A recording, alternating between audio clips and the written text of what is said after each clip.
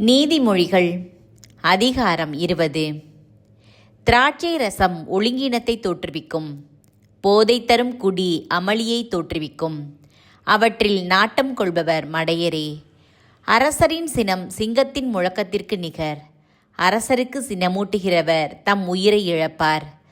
விவாதத்தில் ஈடுபடாதிருத்தல் மனிதருக்கு அழகு, ஏனெனில் மூடராயிருக்கும் எவரும் விவாதத்தை விரும்புகின்றனர். சோம்பேறி பருவத்தில் உழுது பயிர் செய்ய மாட்டார். அவர் அறுவடை காலத்தில் விளைவை எதிர்பார்த்து ஏமாறுவார்.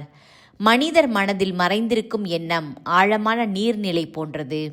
மெய்யெறி உள்ளவரே அதை வெளிவர செய்வார். பலர் தம்மை வாக்கு பிறழாதவர் என கூறிக்கொள்வர். ஆனால் நம்பிக்கைக்குரியவரை கண்டுபிடிக்க யாரால் இயலும்? எவர் களங்கமற்ற நேர்மையான வாழ்க்கை நடத்துகிறாரோ அவருடைய பிள்ளைகள் அவரின் காலத்திற்கு பின் நற்பேறு பெறுவார்கள்.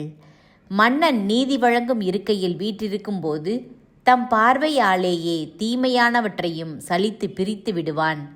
என் இதயத்தை தூயதாக்கி விட்டேன், நான் பாவம் நீக்க பெற்று தூய்மையாயிருப்பவன் என்று யாரால் சொல்லக்கூடும்? பொய்யான எடைக்கற்களையும் பொய்யான அளவைகளையும் பயன்படுத்துகிறவரை ஆண்டவர் அருவருக்கின்றார். சிறுவரையும் அவருடைய செயல்களை கொண்டே அறியலாம். அவர் உண்மையும் நேர்மையானவரா என்று சொல்லிவிடலாம். கேட்கும் காது காணும் கண் இவ்விரண்டையும் ஆண்டவரே படைத்தார். தூங்கிக் கொண்டிருப்பதையே நாடாதே, நாடினால் ஏழையாவாய். கண் விழித்திரு, உனக்கு வயிறார உணவு கிடைக்கும். ஒரு பொருளை வாங்கும்போது தரம் குறைவு விலை மிகுதி என்று ஒருவர் சொல்லுவார். வாங்கி சென்ற பின் தாம் திறம்பட செய்ததாக நினைத்து தம்மையே மெச்சிக்கொள்வார். பொன்னையும் முத்துக்களையும் விட அறிவுள்ள பேச்சே விலை உயர்ந்த அணிகலன். அந்நியருடைய கடனுக்காக பிணை நிற்கிறவருடைய ஆடையை எடுத்துக்கொள். அதை அந்த கடனுக்காக பிணைய பொருளாக வைத்திரு. வஞ்சித்து பெறும் உணவு சுவையாயிருக்கும், ஆனால் பின்னர் அது வாய் நிறைய மணல் கொட்டியது போலாகும். நல்ல அறிவுரை கேட்டு திட்டமிட்டால் வெற்றி பெறுவாய். சூழ்ச்சி முறையை வகுக்கும் முன் போரை தொடங்காதே. வம்பளப்போன் மறை செய்திகளை வெளிப்படுத்தி விடுவான். வாயாடியோடு உறவாடாதே. தாயையும் தந்தையையும் சபிக்கிறவனின் விளக்கு காரிருள் வேளையில் அணைந்து போகும். தொடக்கத்திலேயே விரைவில் கிடைத்த உரிமை சொத்து இறுதியிலேயே ஆசி பெற்றதாயிராது.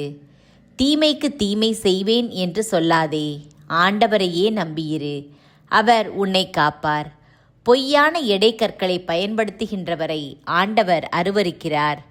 போலி துலாக்கோலை பயன்படுத்துவது முறையற்றது. மனிதனுடைய வாழ்க்கை பாதையை ஆண்டவர் அமைக்கின்றார். அப்படியிருக்க தன் வழியை மனிதனால் எப்படி அறிய இயலும்? எண்ணாமல் ஒன்றை கடவுளுக்கு படையல் என நேர்ந்துவிட்டு அப்பொருத்தனைகளை பற்றி பிறகு எண்ணுவது கண்ணியில் கால் வைப்பதாகும். ஞானமுள்ள அரசன் பொல்லாரை பிரித்தெடுப்பான். அவர்கள் மீது சக்கரத்தை ஏற்றி நசுக்குவான். ஆண்டவர் மனிதருக்கு தந்துள்ள ஆவி ஒரு விளக்கு, அது அவர்களின் உள்ளத்தில் இருப்பதையெல்லாம் ஆய்ந்தறியும். அன்பும் உண்மையும் மன்னவனை ஆட்சியில் நீடித்திருக்க செய்யும். அன்பாகிய அடிப்படையிலேதான் அவனது அரியணை நிலைத்து நிற்கும். இளைஞருக்கு உயர்வளிப்பது அவர்களது வலிமை, முதியோருக்கு பெருமை தருவது அவர்களது நரைமுடி. நைய புடைத்தலே மனத்தின் மாசகற்றும், கசையடி கொடுத்தலே உள்ளத்தை தூய்மைப்படுத்தும்.